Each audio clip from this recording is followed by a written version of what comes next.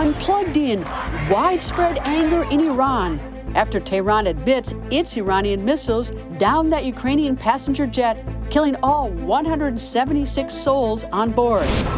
Police responding with tear gas and live ammunition at anti-government protesters. Some protesters chanting, "Death to liars." Others urging the supreme leader, step down. We want the regime to know that we are watching and that the world is watching. Is it still business as usual for Iran? Or could this be the beginning of something bigger? Unplugged in, turmoil in Iran. Hello, welcome to Plugged In. I'm Greta Van Susteren. Iran says it has arrested those responsible for shooting down the Ukrainian passenger jet, and it vows to punish anyone involved in what it calls a painful and unforgivable mishap. Now, at first, the Iranian government denied any responsibility for downing the plane, calling the accusations Western propaganda.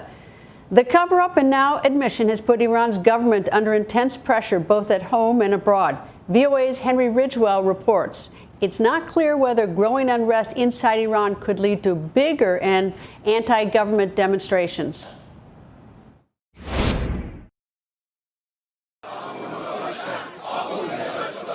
Risking their lives to stand against the government. Dozens of protests erupted across Iran in recent days, acts of defiance captured on mobile phones and posted on social media. This footage appears to show a female protester in Tehran Sunday with gunshot wounds. The government denies using live ammunition. In another video, a protester addresses the crowd. "They lied to us through all these years," he says. "They treat us like donkeys."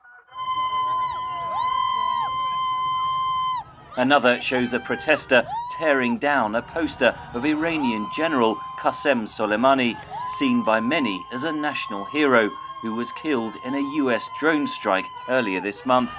Iran responded to Soleimani's killing with missile strikes on 2 military bases used by American and Western forces in Iraq. Shortly after those missile strikes, a Ukrainian Airlines jet was accidentally hit by a missile just after it had taken off from Tehran's airport early Wednesday. For 3 days, Iran denied it had shot down the plane. Mounting evidence from crash investigators led the Iranian government to change its story, and the elite Revolutionary Guard Corps admitted it had fired the missile that brought down the plane. That triggered widespread public anger. Vigils for the crash victims soon turned into anti-government protests. Demonstrations spread to other cities, including Isfahan, Amol, Rasht, Gorgan, and Sanandaj. US President Donald Trump tweeted support for the demonstrations and warned Tehran against what he called another massacre of peaceful protesters. Iran's government appears to be lurching from one crisis to the next. First, the US killing of its top general, and then growing global condemnation over its handling of the plane missile strike. Now, Iran is facing growing pressure from its own people. Henry Ridgwell for VOA News, London. Now that Iran has struck back with cruise missiles at U.S. troops in Iraq, what's next for American forces in the Middle East? Iraqi lawmakers, angry that the U.S. killed an Iranian general on Iraqi soil, are demanding that the U.S. pull out all its troops from Iraq. But U.S. military officials are not likely to agree to doing that, at least not anytime soon. VOA Pentagon correspondent Carla Babb joins us with an update on the status of U.S. forces in the Middle East and more. Nice to see you, Carla. Good to see you as well. Okay, first, Iran denied shooting down that airliner. How did the U.S. know that Iran had done it?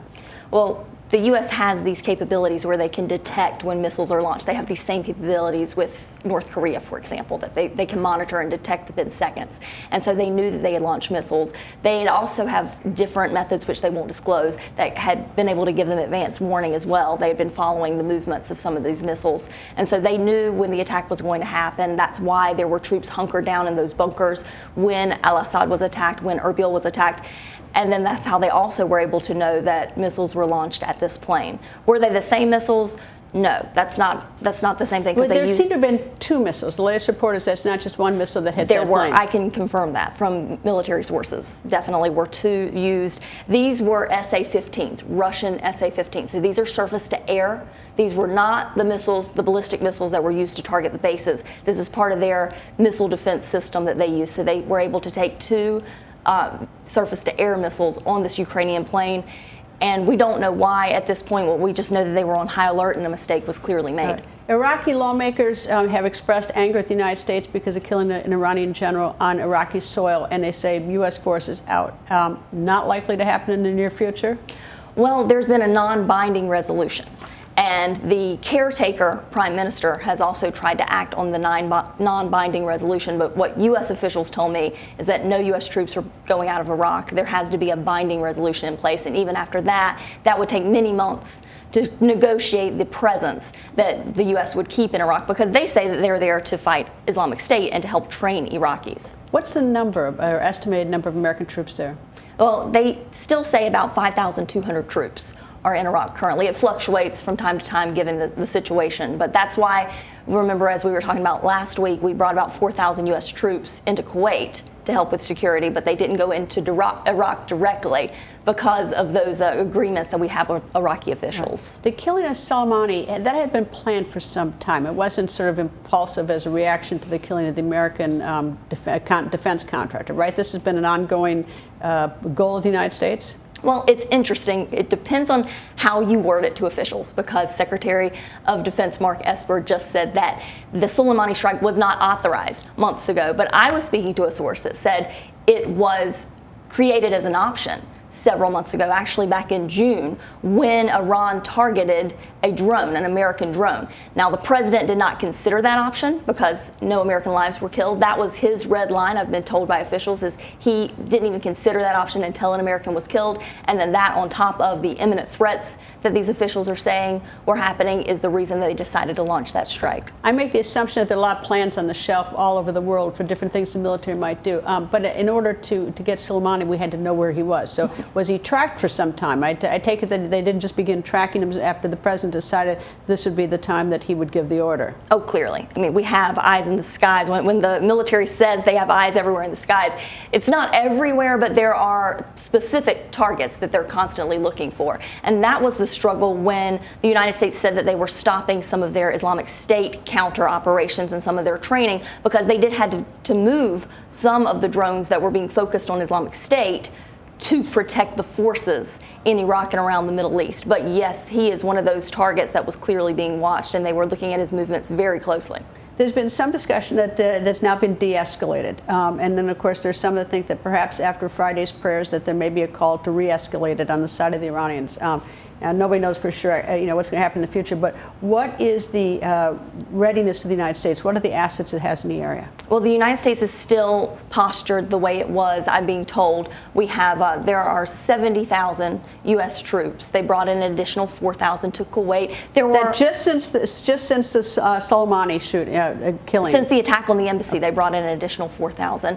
And I also know from a senior U.S. defense official that there were less than 100, maybe even less than 50 soldiers brought in from Italy to protect the base in Beirut. They went to an undisclosed location, but there was a concern that there could be an attack on the embassy in Beirut as well. And we know by many officials have said that there were concerns that there was going to be an attack on the embassy in Baghdad, potentially even blowing it up. So because of that, they've postured themselves, but they haven't brought any more in. And like you said, maybe that's to show that the United States wants to de-escalate, because the president clearly sounded like he wanted to de-escalate. However, there have been 2 attacks since all of this happened.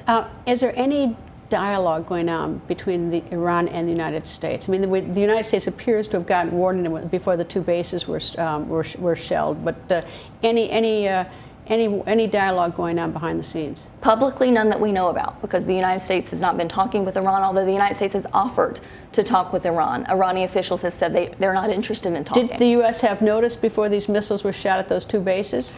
Well, again, it depends on who you ask. So I have heard from a very senior U.S. defense official that Secretary Esper was not notified by the Iraqis. In fact, the Iraqis were trying to the Americans were trying to notify the Iraqis about this attack because they had found out through intelligence. There are rumors that the Iranians gave the Iraqis notice. I cannot speak to that because my sources have not confirmed whether or not that is true. It's possible that the Iraqis were trying to reach out and didn't get to Secretary Esper in time, but there was a lot of intelligence that was in place to know what was going on with the Iranians, even though there's no dialogue. Carla, thank you. Carla Babb, VOA's Pentagon correspondent. And the current anti-government protests in Iran are not the first protests to rock Iran's ruling regime, but the protests are among the largest since pro-reform rallies swept the country more than 10 years ago. On June 12, 2009, just hours after polls close, Iranian officials declare hardline candidate Mahmoud Ahmadinejad re-elected president of Iran. Supporters of rival candidates take to the streets. At least 30 people killed in the massive protests that follow, more than 1,000 arrested.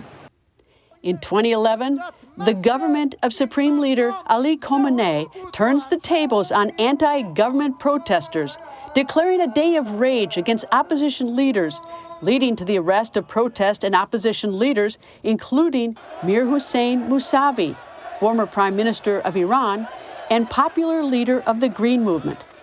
The government quells dissent by shutting down access to social media. In 2017, with food prices rising and Iran's economy in freefall from international sanctions, popular protests erupt in more than 70 towns and cities. At least 10 people are killed, hundreds more are arrested in violent protests. 2019, more unrest follows. This time, public outrage over a sharp increase in fuel prices. Reports suggest more than 100 people killed in security crackdowns. And in January this year, 2020, anger erupts once more in Tehran after the U.S. admits to killing revered General Qasem Soleimani. Days later, more outrage, this time directed towards Iran's leadership after its delayed admission to firing the missile that took down the Ukrainian passenger jet, killing all aboard, the majority of them Iranians.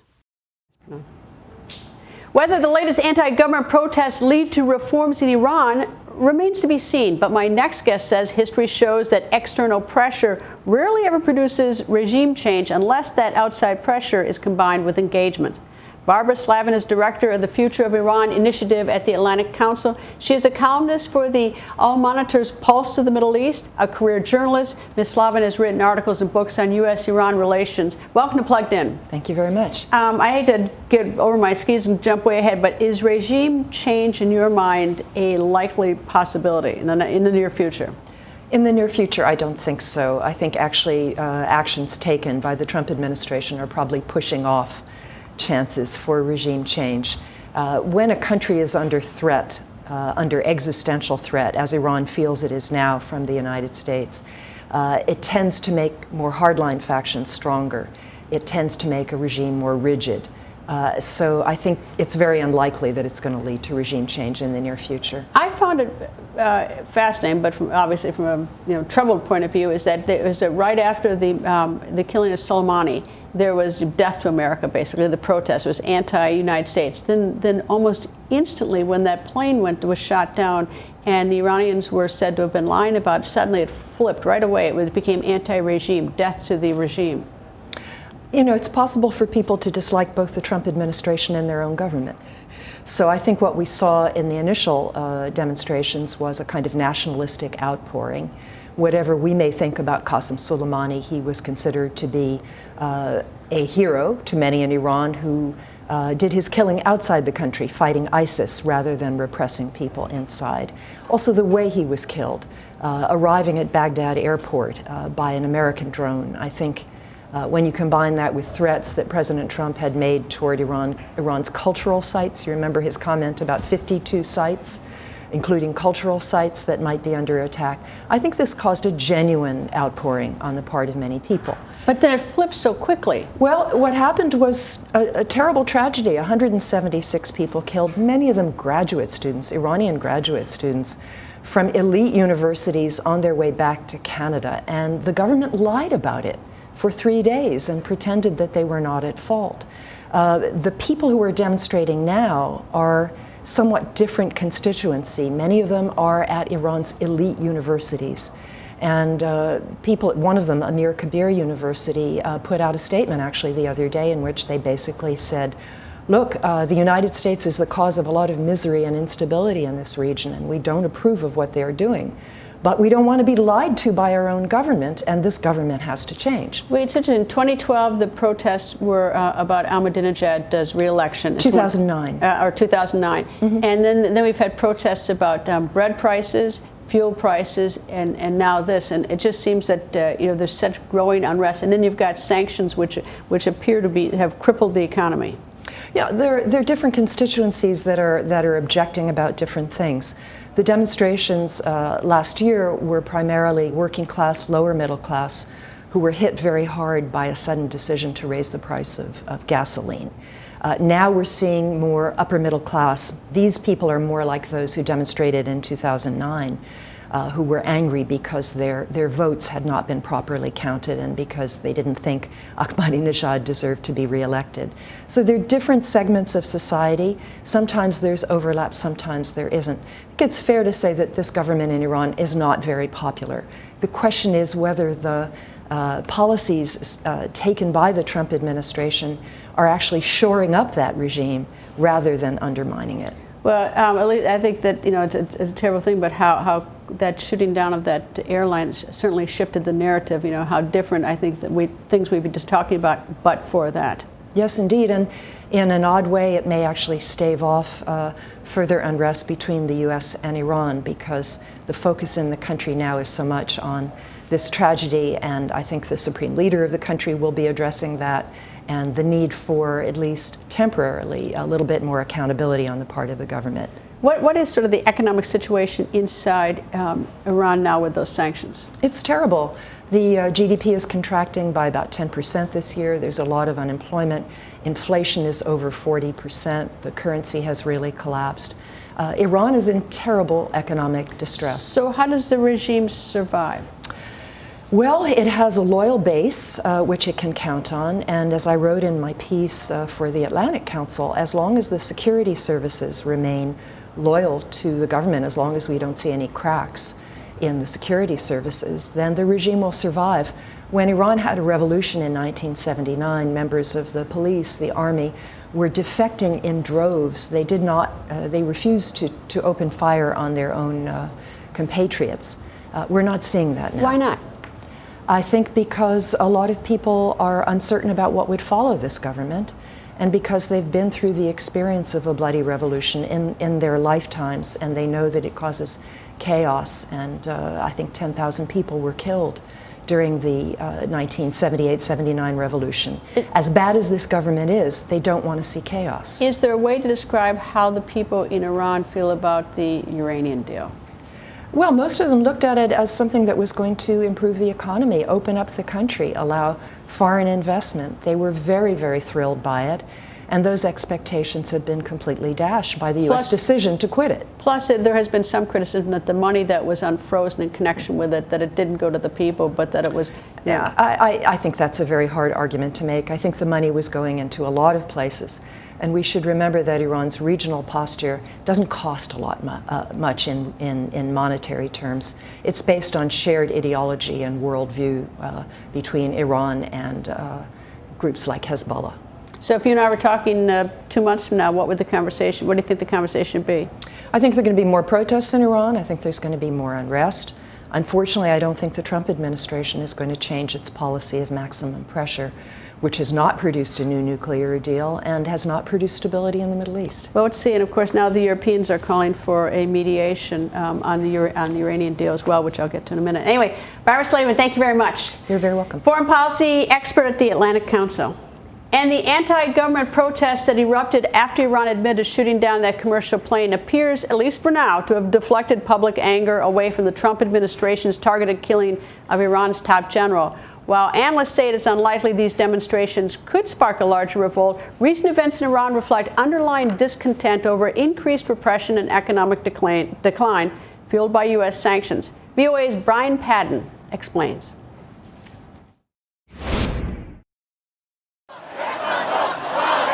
While protests showed hundreds of students denouncing Iran's Islamist leaders, analysts say it is too early to tell if this is the beginning of a popular uprising.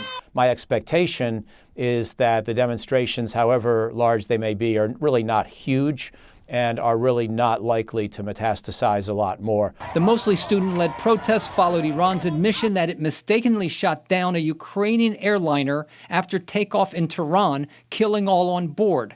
This week, Iran announced the arrest of several people in connection with the aircraft's downing. The accidental shooting took place on the same night the Iranian military launched a retaliatory missile strike against the U.S. military base in Iraq for the targeted killing of Qasem Soleimani, a top Iranian general. Video widely shared on social media showed demonstrators tearing down Soleimani's pictures and fleeing tear gas fired by police. Numerous protesters have been arrested. The protests broke out after a massive funeral for Soleimani where mourners called for the revenge against America. The latest anti-government protests follow those in November after the government announced a 50% increase in gasoline prices. In some, security forces fired on unarmed demonstrators. The regime has a great history of cracking down hard whenever threatened. And it is yet to be seen whether these protests in any way can overcome that kind of threat. The U.S. sanctions imposed to force Iran to curb its ballistic missile program have caused significant economic pain, which is fueling unrest. But analysts say the sanctions have also increased anti-American sentiment. The Iranians feel that they're stuck between a very aggressive United States and a very repressive Islamic Republic. That basically none of these governments really care about them. Tehran, for its part, remains defiant, announcing it will no longer adhere to the nuclear deal, restricting enriched uranium development, a move that could trigger renewed international sanctions. Brian Padden, VOA News, Washington. In any discussion about Iran, there are many factors to consider, from nuclear weapons to Israel to Saudi Arabia to Iranian proxy forces and more. For a look at the big picture and how events in Iran might impact the United States and the rest of the world, we're joined by John Alterman. Mr. Alterman is director of the Middle East program at the Center for Strategic and International Studies. He also served as a member of the policy planning staff at the U.S. State Department. He's an expert on global security issues and geostrategy. Welcome to Plugged In. It's good to see you again, Greta. Can you tell me what's the sort of the big picture? How's this going to what's recently happened in Iraq between Iran and the United States, and of course Iraq's in there too? How does this impact the entire region? I think the broader issue, which the region was focused on before, and I think is more focused on now, is what's the U.S. role in the region going to be in 5 years, 10 years' time? I think the president has in many ways followed the initiatives of the Obama administration to try to reduce the American role. American allies in the region are hoping the U.S. will stay put, and the Iranians are focused, as they were before the death of Qasem Soleimani, on pushing the Americans out.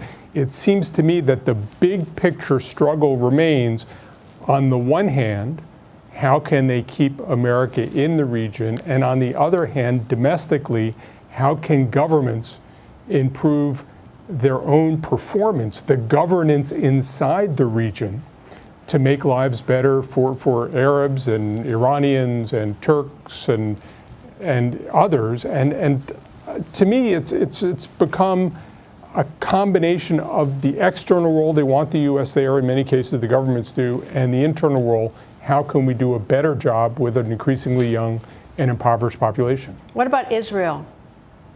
I think Israel in many ways has peeled itself off from the region in terms of economic development, in terms of investment, in terms of the way its economy works. In terms of security, Israel is, as many Israelis call it, an island, and it feels removed from a lot of the trends in the region. John, besides Israel, there's also the discussion of the uranium deal that the United States has pulled out of, and now Germany, France, and the UK have triggered a settlement or a negotiation part of the deal about Iran, because Iran says that it's going to continue to enrich uranium. So where does that bring us on the whole nuclear weapons program discussion?